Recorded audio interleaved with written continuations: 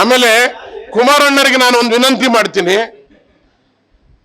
ಅನ್ಯಾಯ ಆಗಿರೋದು ನಿಮ್ಮ ಕುಟುಂಬದಿಂದ ಈ ಘಟನೆ, ಬೇರೆ ಎಲ್ಲರಿಗೂ ಧಮ್ಕಿ ಗಿಮ್ಕಿ ಆಗೋದು ಬಿಟ್ಬಿಡಿ. ಹಾಸನದ ಒಬ್ಳು ಹೆಣ್ಮಗಳು ಜಿಲ್ಲಾಧಿಕಾರಿ ಏನು ಸತ್ಯಭಾಮ ಅಂತ ಏನು ಹೇಳಿದ್ಲು ಮೊನ್ನೆ, ಆಕೆ ಒಬ್ಳು ಹೆಣ್ಮಗಳಾಗಿ ಅಲ್ಲಿ DC ಆಗಿದ್ದಾಳೆ, ಅವಳದು ಜವಾಬ್ದಾರಿ ಇದೆ. ಈ ಘಟನೆ ಎಲ್ಲ ನಡೀತಿತ್ತಲ್ಲ, ಇಲ್ಲಿ ನರೇಂದ್ರ ಮೋದಿ ಅವ್ರದ್ದು ಅಪರಾಧ ಇದೆ. ಅಮಿತ್ ಶಾ ಅವರು 100 ಸಾರಿ ಹೇಳಿದ್ರು ಅಂತ ಟಿಕೆಟ್ ಕೊಡೋದು ಬೇಡ ಅಂತ. ಟಿಕೆಟ್ ಕೊಡುವಾಗಲೇ ಇವೆಲ್ಲನೂ ನೋಡಬೇಕಾಗಿತ್ತು. ಇವೆಲ್ಲ ಆಗಲೇ ನೋಡಿದ್ರೆ ಇವೆಲ್ಲ ಏನೂ ಬರ್ತಿರಲಿಲ್ಲ. ಈಗೆಲ್ಲ ಕೊಟ್ಟು ಮಾಡಿ ಚುನಾವಣೆಗೆ ಬಂದು ಇವತ್ತು ಇವೆಲ್ಲ ಆಗೋಗಿದೆ. ಈಗ ಸತ್ಯಭಾಮ ಅವರಿಗೆ ಭಾಳ ಸೀರಿಯಸ್ ಆಗಿ ಮಾತಾಡಿದ್ರು ಕುಮಾರಸ್ವಾಮಿ ಅವರು. ಏನು ಸತ್ಯಭಾಮ ಅವರು ತಪ್ಪು ಮಾಡಿರೋದು? ಸತ್ಯಭಾಮ ಅವರು ಕರೆಕ್ಟಾಗಿ ಹೇಳಿದ್ದಾರೆ, ಪಾಪದ ಕೊಡ ತುಂಬಿತ್ತು ಹಾಸನದ್ದು, ಅದು ಕಾಲ ಬಂದಿದೆ ಅಂತಕ್ಕಂಥ ಮಾತು ಹೇಳಿದ್ದಾರೆ. ಅವರೇನು ದೇವೇಗೌಡರಿಗಾಗಲಿ ಕುಮಾರಸ್ವಾಮಿ ಅವ್ರಿಗಾಗಲಿ ಹೇಳಿರೋದಿಲ್ಲ. ಅಲ್ಲಿ ರೇವಣ್ಣವರ ಪಾರುಪತ್ಯ ಅಷ್ಟೊಂದು ಜೋರಾಗಿ ನಡೀತಾ ಇತ್ತು. ಅದಕ್ಕೋಸ್ಕರ ಇವೆಲ್ಲನೂ ಬಿಟ್ಟು ಆಗಿರೋದು ಆಗೋಗಿದೆ. ಇದು ಯಾರೂ ಮಾಡಬಾರ್ದೇ ಇರ್ತಕ್ಕಂಥ ಘೋರ ಅಪರಾಧವನ್ನು ಮಾಡಿ ಆಗೋಗಿದೆ. ಇದೇನು ಬರೀ ಪ್ರಜ್ವಲ್ ಒಬ್ಬನಿಗೆ ಸೇರಲ್ಲ, ರೇವಣ್ಣಗೂ ಸೇರಿಸಿ.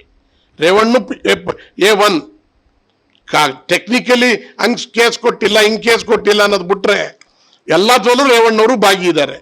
ಅದಕ್ಕೆ ರೇವಣ್ಣವ್ರನ್ನೂ ಬಂಧಿಸಬೇಕು, ಪ್ರಜ್ವಲ್ ರೇವಣ್ಣವ್ರನ್ನೂ ಬಂಧಿಸಬೇಕು.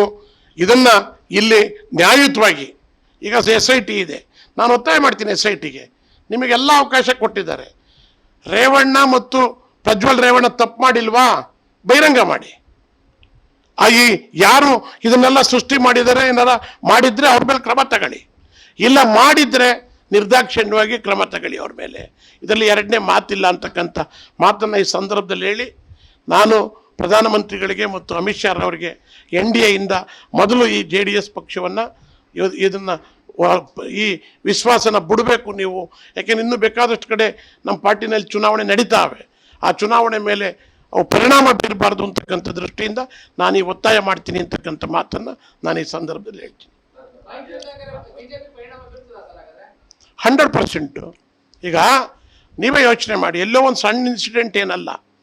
ಪ್ರಪಂಚದ ಗೂಗಲ್ನಲ್ಲಿ ಇವತ್ತು ನಿಮ್ಮ ಹೆಸರು ಬರ್ತಾ ಇದೆ ಅಂದರೆ ಇದು ಇಡೀ ಪ್ರಪಂಚದಲ್ಲೇ ಇಂಥ ಒಂದು ದೊಡ್ಡ ಲೈಂಗಿಕ ಹಗರಣ ಎಲ್ಲೂ ನಡೆದಿಲ್ಲ.